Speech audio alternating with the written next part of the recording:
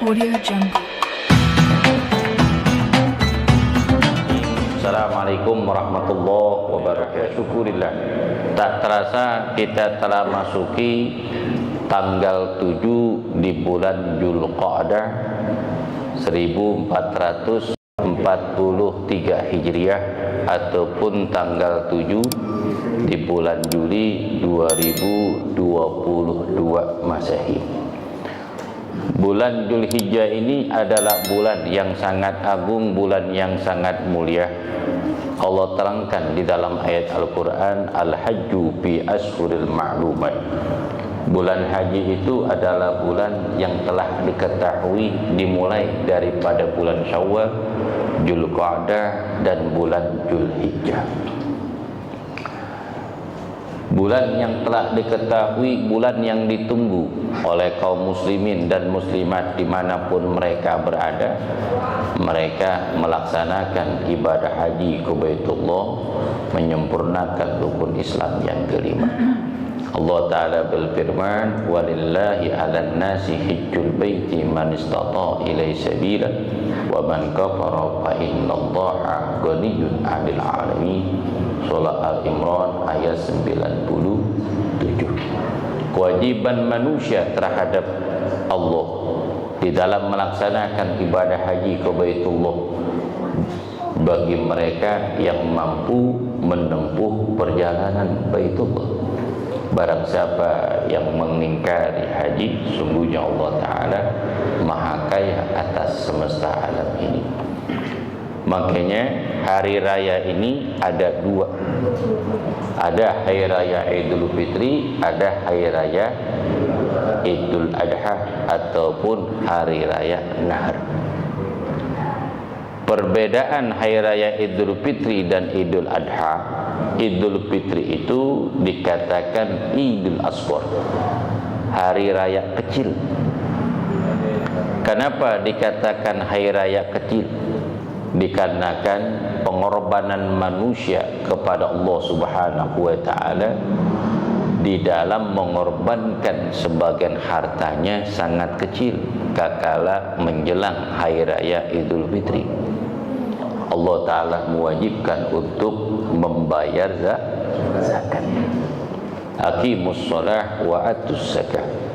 Dirikanlah solat, tunaikan zakat. Qad aflaha man tazakka wa dzakara isma rabbih wa shalla. Sungguh orang yang beruntung yang mensucikan dirinya dengan membayar zakat.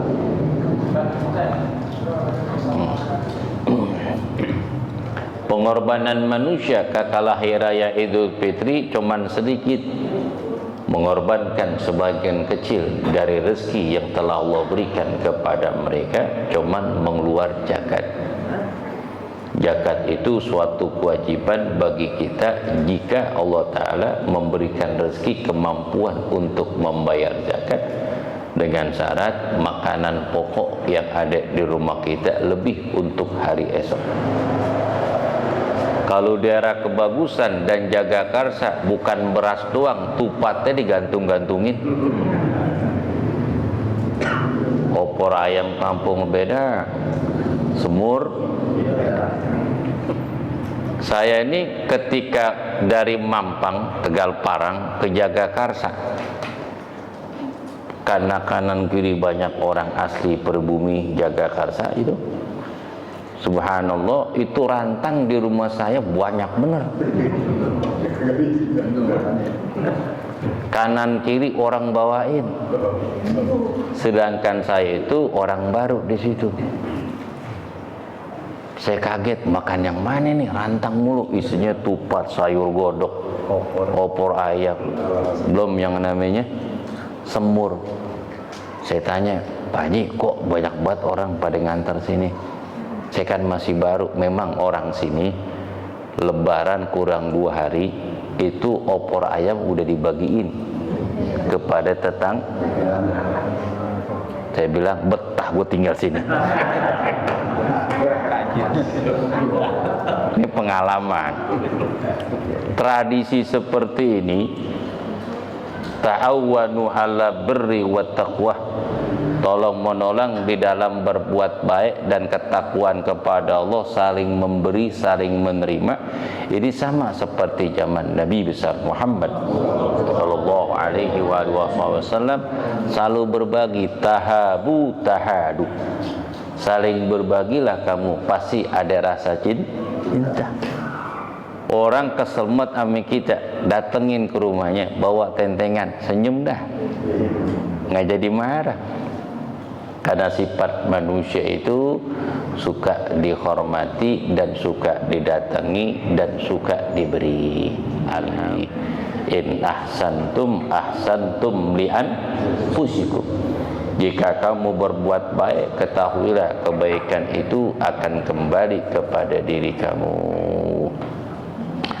Makanya hari raya Idul Fitri dikatakan Idul Asghar, karena pengorbanan manusia ketika itu untuk mengeluarkan sebagian kecil harta yang Allah berikan kepada kita untuk membayar zakat. Zakat per tahun 3,5 liter. Kalau 1 liter itu 10.000, berarti 35.000. Kadang-kadang yang namanya zakat, mengeluarkan zakat, kadang musola, masjid, rumahnya dekat dia, kadang mengeluarkan zakat lebih jauh.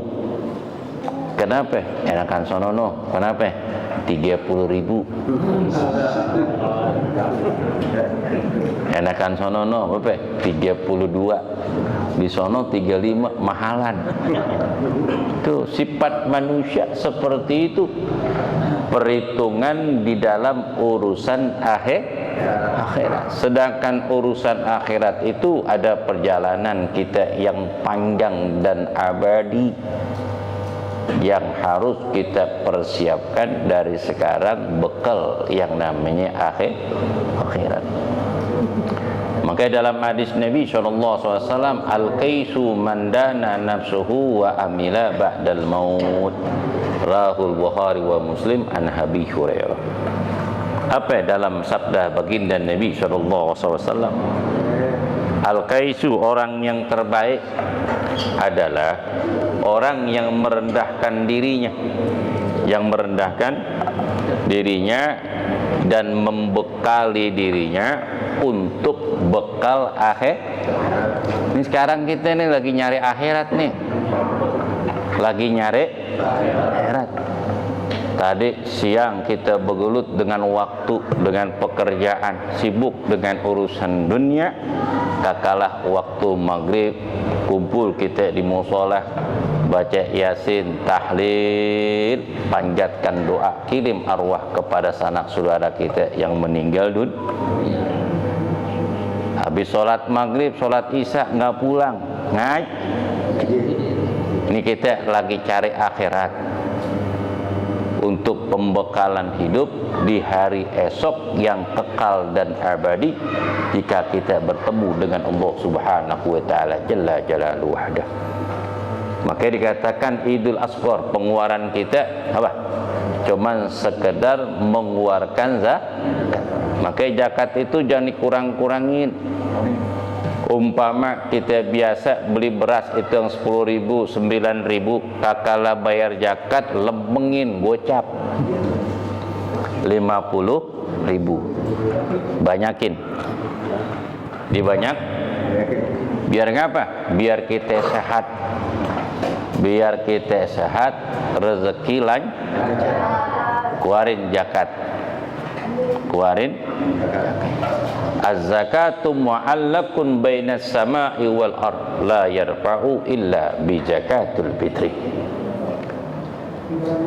As-saumu, puasa itu terapung-apung di langit tuh, belum terangkat pahala yang Allah akan berikan kecuali kita membayar zakat. Tuh, zakat fitrah kita bayar. Kalau zakat fitrah kita nyari yang paling jelek, yang paling murah, nanti hidup kita itu enggak tenang. Rezeki kita kurang lancar, banyak musibah dan kesulitan yang kita hadapi. badan kita sakit-sakitan, suka bengek, puyeng, pilek, ampek. Kenapa? Bayar zakatnya. Dhaharal fasadu fil bahri wal bar bimad'iz zakat. Sebabnya kerusakan di lautan dan di daratan dengan sebab orang tidak mau membayar zakat. Yang kedua, pengorbanan manusia ketika itu cuman sekedar nahan lapar dan haus dan menahan hawa nafsu dalam 1 bulan.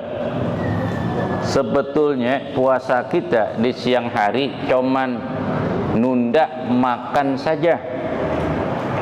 Makan siang ditunda waktu maghrib. Makan pagi, sarapan pagi biasa jam 6 atau setengah 6, ditarik waktunya jam 4 sebelum subuh. Berarti kan puasa kita disunahkan as-sahur barokah. Cuman nunda makan siang aja, kita lemes dan capek, supaya kita bersyukur kepada Allah Ta'ala. Ternyata lapar dan haus tidak enak, supaya kita berbagi kepada sesama. Alhamdulillah. Maka Idul Fitri ini Idul Asghar, hari raya kecil. Kalau Idul Fitri cuman mengeluarkan zakat, tapi Idul Adha menunaikan ibadah haji ke Baitullah. Berapa rupiah yang dikeluarkan untuk ongkos pemberangkatan haji dan pembekalan di 2 tanah suci Mekah dan Madinah, dan memberikan nafkah untuk orang yang tinggal di rumah. Belum acara, belum bikin acara sembakonya. Wah, bisa ratusan juta itu habis ratusan. Apalagi kalau di kampung-kampung orang mau berangkat haji, tasakuran sampai jual sawah, semarak, semarak. Sebab nggak semua orang kampung bisa pergi haji. Kemarin kan sholat Jumat saya kan di Guci tuh, di Kecamatan Cibinong. Tuh diumumin pengumuman. Tahun ini pelaksanaan ibadah haji di daerah Tegal dapat 700 orang se-kabupaten. 700 orang. Kita mas kecamatan. Di Kecamatan Binong ada 18 orang. Jadi satu kampung atu-atu. Kalau kita mah bisa jadi se-RT 4 orang, 5 orang. Itu luar biasa Semarang. Yang kedua dikatakan Idul Akbar, hari raya Idul Adha dikatakan Idul Akbar karena kualitas keimanan dan pengorbanan manusia meningkat. Apa meningkatnya? Kakalah hari raya Idul Adha dikatakan Idul Kurban, hari raya pemotongan hewan. Bagi mereka yang diberikan keluasan rezeki oleh Allah, mereka mengeluarkan sebagian hartanya untuk mencari ridha Allah Ta'ala, ungkapan rasa syukur kepada Allah di dalam berkorban. Allah Ta'ala berfirman dalam surah Al-Hajj ayat 34, wa likulli ummatin ja'alna mansakan liyazkuru smallaha ala ma razaqahum min bahimati wal an'am wa ilakum ilahu wahid falahu aslimu wa basyiril mukhbitin. Telah kami perintahkan umat-umat dahulu agar mereka berkorban mengingat akan Allah atas rezeki ternak yang Allah berikan kepada mereka. Tuhan mereka adalah Tuhan yang Maha Esa. Hanya kepada Dialah kalian berserah diri. Wa basyiril mukhbitin. Kabarkanlah gembira wahai Muhammad kepada orang-orang yang taat, yang patuh akan perintah Allah. Maka kakalah hari raya kurban, hewan kurban mahal. Hewan kurban mahal. Kambing paling kecil 3 juta. Coba kalau belinya sesudah lebaran, paling 2 juta. Betul. Sapi sekarang mahal banget. Yang 300 kilo aja itu bisa 25 sampai 27, bisa jadi 30 juta tergantung jenisnya sapi, sampai 50 juta. Orang tuh nguarin itu, beli tuh hewan kurban sampai beli 2-3. Bahkan itu di rumah teras tuh, bagusan teras tuh, tuh ada Pak Gon namanya, itu beli 20 sapi yang 50 juta, 70 juta. Ditunjuk aja, nih, langsung bayar, kirim ke sono daerah. Masya Allah. Kalau di kampung kita, di RT kita ada yang model begitu, Masya Allah. Giliran pengajian di Musola Mursidin, kita belum pada makan, kirimin sopnya ke rumahnya. Alhamdulillah. Sebab orang dermawan itu subhanallah, sifat Allah subhanahu wa ta'ala, sifat Allah Al-Jawad, sifat dermawan. Allah titipkan sifat itu kepada para nabi dan rasul dan orang-orang yang solihin. Alhamdulillah. Itu korban. Kenapa kambing dan sapi harganya mahal? Karena dilihat bukan dagingnya, yang dilihat adalah ruhnya. Yang dilihat ruhnya yang bakalan kekal dan abadi, akan dihidupkan lagi oleh Allah subhanahu wa ta'ala nanti kakala di alamul barzah, akan menghampiri, akan mendekati orang si mayit yang ada di alamul barzah, akan menemani dia sampai bangkitnya yaumul qiyamah, terbuat dari emas, dihiasi dengan berlian dan memakai mahkota. Kenapa jagain? Dari hal-hal yang menakutkan di alamul barzah, dari gencetan bumi, dari binatang-binatang buas seperti kalajengking, ular yang bakal menggigit dia sampai yaumul qiyamah. Dengan amal kebaikan kita tuh, hembusan yang namanya angin neraka, ataupun satu titik dari titik polpen, kere-kere gede pe kecil loh. Dari titik kuburan seseorang itu akan keluar yang namanya api. Wasadduhum khufratun fil gabri bis shadaqah. Tutupilah lubang-lubang api kuburan engkau dengan sedekah. Tuh, banyakin sedekah. Alhamdulillah. Akan membawa keberkahan, akan menjadi banyak harta kalau sedang banyak dikeluarkan untuk sedekah.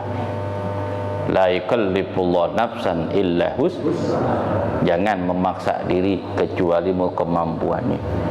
Kalau hal yang berat, kalau kita pikul bersama, insya Allah jadi ringan. Alhamdulillah. Maka Idul Akbar, hari raya Idul Adha adalah hari raya besar. Kenapa? Tingkat kualitas iman dan takwa, pengorbanan manusia pertama melaksanakan ibadah haji, yang kedua berkurban. Bagaimana sekarang ini? Banyak orang yang bertanya, Lebaran Sabtu apa Minggu? Sabtu atau Minggu semuanya sama. Yang salah hari Jumat,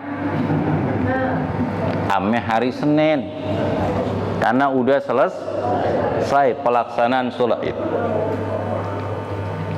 Yang ketiga lagi yang salah, kalau Lebaran ikut-ikutan dan tidak mempunyai dasar ilmu yang kuat. Kenapa Lebaran hari Sabtu? Di Arab hukumnya di Jumat. Di Arab hukumnya hari Jumat, kumpul kaum muslimin seluruh dunia datang ke negeri Arab melaksanakan ibadah haji hukumnya. Dan pusat daripada ilmu pengetahuan agama, Nabi kita Muhammad hidup di kota Mekah dan dikuburkan di Madinah. Di sana lebarannya hari Sabtu. Itu bukan dalil, itu ikut-ikutan, nggak boleh. Kalau kita ikutin itu di Arab, ikutin di Arab itu beda waktunya. Beda waktu. Umpama sholat zuhur kita jam 12, itu di Arab baru sholat duha. Kaum muslimin baru keluar dari Masjidil Haram, pulang ke mana?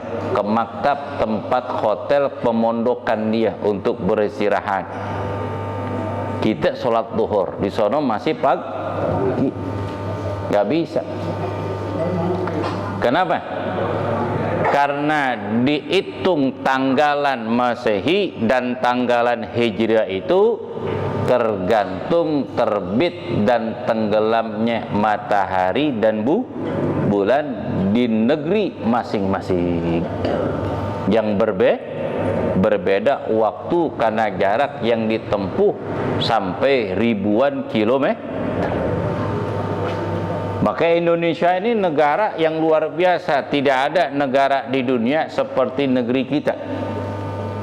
Sangat luas, ribuan pulau, bermacam-macam bahasa, 34 provinsi. Satu provinsi aja itu puluhan kota dan kabupaten. Mempunyai 3 waktu di Indonesia. Ada waktu bagian barat, nih Pulau Jawa, dari Banyuwangi sampai Banten, itu waktu Indonesia bagian barat. Kalau Indonesia bagian tengah itu Bali, Lombok, terus ke sono NTT, NTB. Ada lagi Indonesia bagian timur, daerah mana? Sumatera, Sulawesi, Kepulauan Sumatera, Kepulauan Sulawesi. Itu bedanya 1 jam.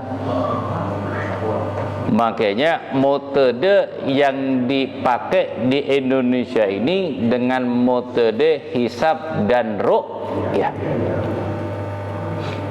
terambil dari hadis Nabi besar Muhammad SAW, sumu li ru'yatihi wa auftiru bi ru'yatihi fa in gumma alaikum faqbilu iddatash syuhur salasina yauman, rawahu Bukhari Muslim an Abi Hurairah.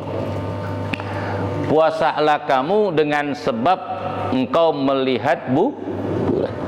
Kapan penentuan ngelihat bulan itu? Adalah penentuan tanggal daripada tanggal Hijriah. Sebab tanggal Hijriah itu putaran waktu dan hari menurut Islam itu kakala tenggelamnya matahari di sebelah barat, kakala awal permulaan malam. Makanya ini kan hari Kamis, ini namanya hari Kamis. Sebab hitungan Masehi itu adalah pindahan hari jam 00. Jam berapa ya? Jam 24 ataupun jam 12 malam 00. Itulah putaran hari dan tanggal. Makanya tahun baru Masehi tanggal 1 Januari. Kenapa masang bendera, masang apa? Petasan kembang api pas jam 12? Kenapa nggak maghrib aja? Kan malam. Nungguin jam 12 ji. Tuh bocah cucu udah nangis saja, pengen nyalain itu kembang api. Apa kata bapak? Entar belum jam 12. Bocah tidur. Bangun, tahu tinggal sampahnya doang, guling tuh bocah. Beli baru lagi karena dihitung jam 00 gimana? Jam 12 malam. Kalau Islam dihitung hari itu kakala azan maghrib, permulaan malam. Maka ini kan nih malam Jumat. Ini udah malam Jumat. Malam Jumat. Hitungannya Kamis malam Jumat karena dipakai dua-duanya. Masih hari Kamis tapi malam Jumat. Nanti jam 12 malam baru hari Jumat. Jumat pagi hari tuh. Maka beda waktunya. Umpama kita tinggal di Jakarta, rumah kita umpama di Jawa Timur, Situbondo, Lumajang atau Surabaya sana, itu bedanya setengah jam. Bedanya kita tinggal Jakarta, apa dibilang? Saya nanti sembahyang jam 11 lewat 37 menit. Belum waktu zuhur, Pak. Di Surabaya udah waktu. Surabaya, lu tinggal sini. Bagusan ngikutin wilayah waktu setempat yang kita tinggal. Ini waktunya. Tuh. Kenapa? Dihitung jam, menit ke detik, jaraknya pasti waktu terbit dan terbenamnya matahari berbeda, begitu juga munculnya bulan. Maka di Indonesia ini dipakai metode ru'yah setiap bulan, dipantau tuh bulan dengan ru'yah. Kita kan taunya kan ilmu ru'yah kakala menjelang Ramadan. Apakah ini takmilah sempurna ini bulan 30 atau tanggal 1 Ramadan? Kapan ru'yahnya? Pada tanggal 29, malam 29. Makanya kemarin itu dengan Istima'ul Ulama di Departemen Agama, di Kementerian Agama, kumpul ormas-ormas Islam dan ulama-ulama yang ilmunya menghuni, kuat, cakep, istiqomah, lurus, dipanggil tuh orang-orang ahli ilmu seluruh Indonesia, para kiai-kiai dan ahli palak, ahli hisab, ahli Quran, ahli hadis, ahli fikih, ushul fikih dan ijma'ul ulama, tuh kumpul semua. Kemudian metode ru'yah, apakah Rabu malam Kamis ini tanggal 29 atau tanggal 30, metode riyad yang namanya bulan. Kakala matahari tenggelam di sebelah barat, itu muncul bulan cuman hitungan berapa detik aja. Nggak muncul tuh bulan ke bulan sekarang nih, itu ke model garis saja tuh, cuman sebentar. Kakala matahari tenggelam, muncul tuh bulan sekian derajat, kemudian gelap lagi. Dipantau, dilihat 34 provinsi dan 500 sekian kota dan kabupaten ternyata tidak kelihatan. Makanya di wilayah Jawa termasuk DKI, penentuan awal Ramadan itu tunda. Tundanya gimana? Tunggu informasi yang di Sulawesi, di mana? Nusa Tenggara Barat, Bali dan sebangsanya. Waktu timur dan tengah. Yang lebih dulu waktu malamnya. Kementerian sana mengatakan belum kelihatan sampai Cikarang. Terus terakhir gimana? Priuk. Ternyata nggak kelihatan. Baru takmilah. Berarti hari Kamis ini tanggal 30 di bulan Dzulqa'dah, berarti takmilah, disempurnain nih hari. Pain gumma alaikum fakmilu iddatas suhur salasina yauman. Jika engkau tidak bisa ngelihat bulan, sempurnain. Karena tertutup dengan awan dan tidak bisa kelihatan, sempurnain 30 hari. Nah, itu takmilah. Akhirnya sepakat tuh musyawarah para ulama mengatakan tanggal 1 di bulan Dzulhijjah jatuh pada hari Jumat. Baru tuh Menteri Agama Pak Yakul, Mas Yakul, Yakut ngumumin, Menteri umum itu pun dengan hasil musyawarah para ulama. Menteri tugasnya baca dan mendengar aspirasi masyarakat dan para ulama ormas Islam yang berkumpul di Depak Pusat, kemudian di daerah masing-masing. Kesimpulan baru dah dibaca. Makanya itu metode isab, kalau metode isab seperti Muhammadiyah itu sebelum jauh-jauh hari pelaksanaan sholat ataupun sholat Idul Fitri, Idul Adha dan penentuan 1 Ramadan udah ditentuin dengan ilmu hisab. Jangankan tahun sekarang, 50 tahun akan datang udah ketahuan. Kalau hisab kan begitu, hitung-hitungan. Beda dengan ilmu ru'ya, tunggu kakala tenggelamnya matahari, dilihat tanggal 29 apapun tanggal 30 di akhir ataupun di awal bulan.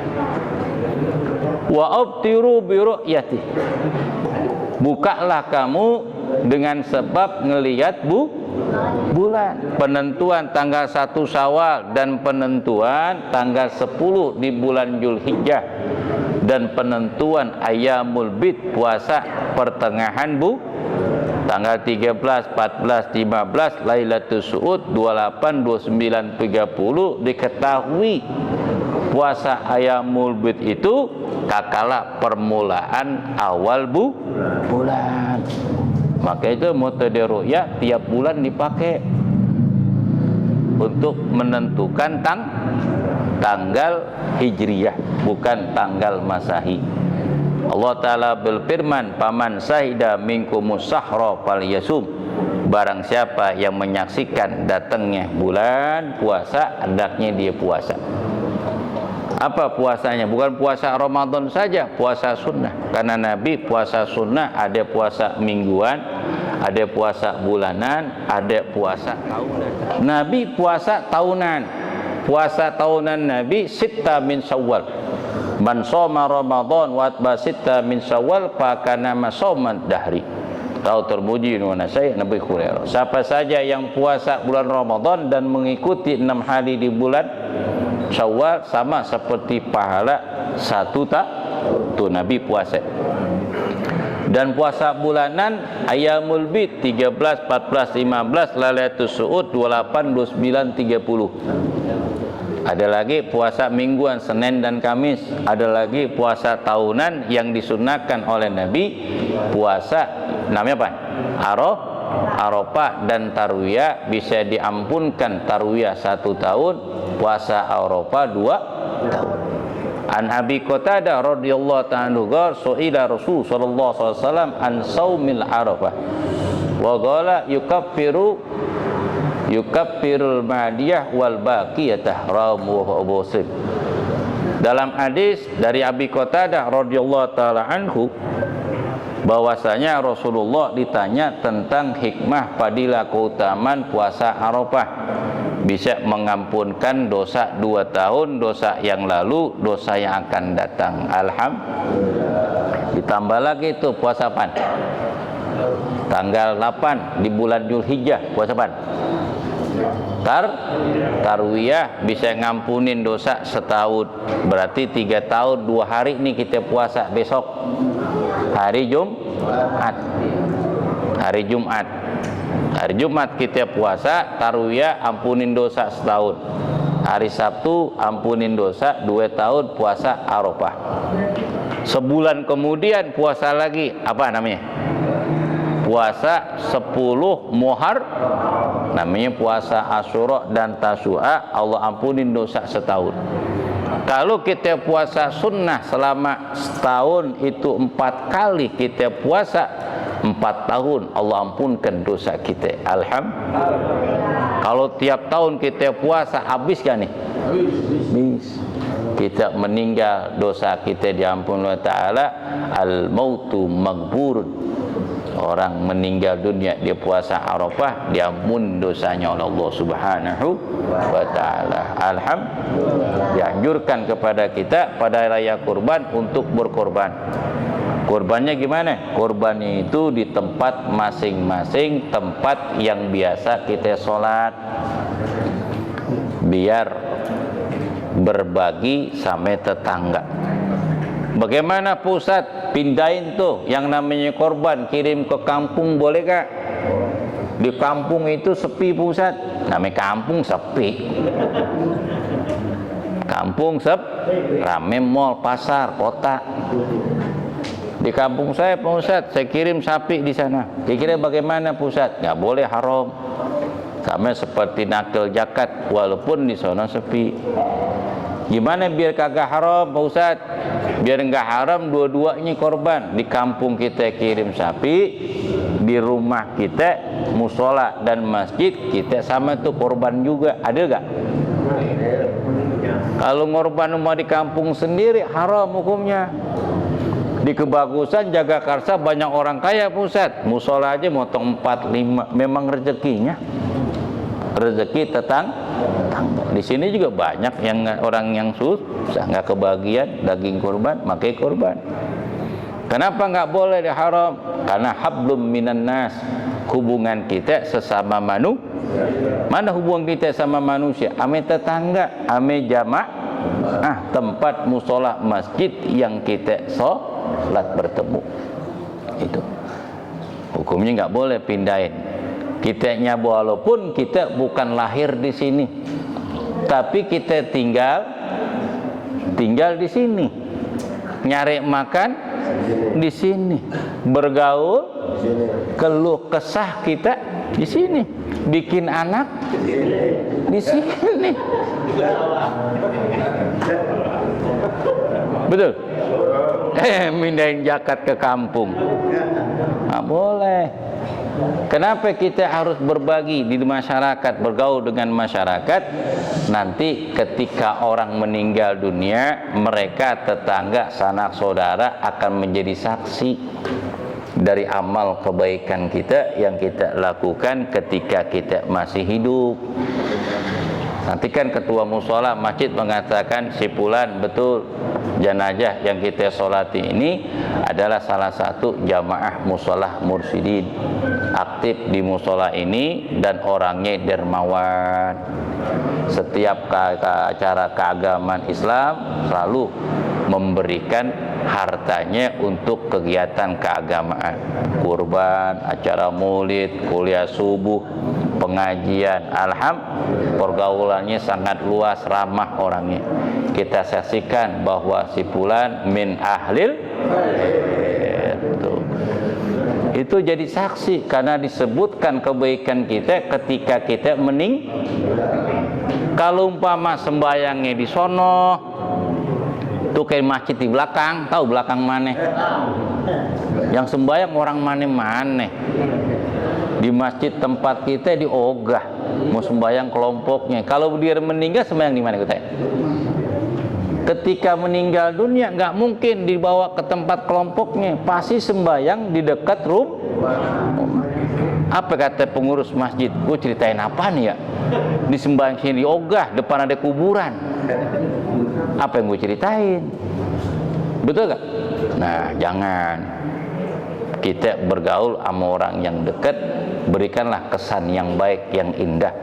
Kita ukir sejarah kehidupan kita, tulislah dengan yang indah, yang bagus. Sekiranya ketika kita nggak ada, orang bakalan baca riwayat hidup kita sebagai contoh teladan yang baik.